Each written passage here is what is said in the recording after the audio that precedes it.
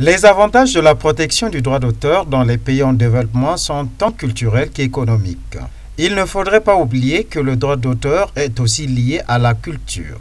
Dans tous les pays, aucun peuple ne manque de créativité et il est clair que s'il n'existait pas de protection au titre du droit d'auteur, la communauté artistique risquerait d'être escroquée et de ne pas pouvoir tirer profit de ses efforts. Comment faire pour la protection de son œuvre? Wilfran Clotaire Maba, directeur interdépartemental du Bureau congolais des droits d'auteur, répond. Et donc, pour prouver cette qualité, il faut amener 2 exemplaires au moins d'une œuvre qu'on a déjà eu à mettre à jour. Et donc ce créateur-là se présente chez nous, adhère, apporte cette preuve et dépose simplement ses œuvres. Et toutes les fois qu'il y a une œuvre nouvelle qui est créée par un sociétaire du BCDA, il vient simplement faire un dépôt au niveau du BCDA.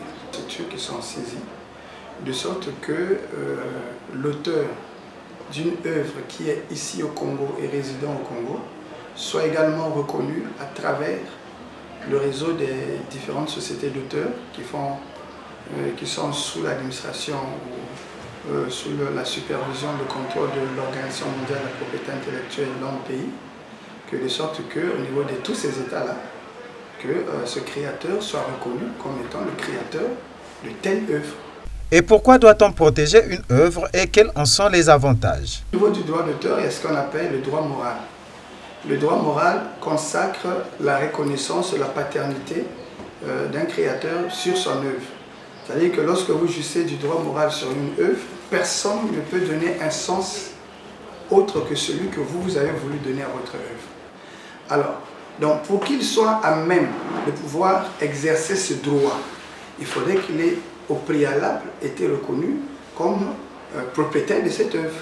Et donc, au moment de la protection également, vous avez là un moyen d'affirmer et de confirmer votre paternité sur votre œuvre.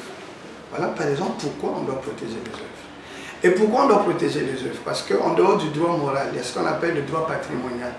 Le droit patrimonial, c'est l'ensemble de ces prérogatives-là qui font en sorte que lorsque une œuvre doit être exploitée par une tierce personne que le propriétaire de cette œuvre, alors il y a en retour une compensation financière qui doit être versée. Ainsi, ce noble processus donne l'avantage aux artistes de protéger leurs œuvres afin de percevoir des revenus à long terme.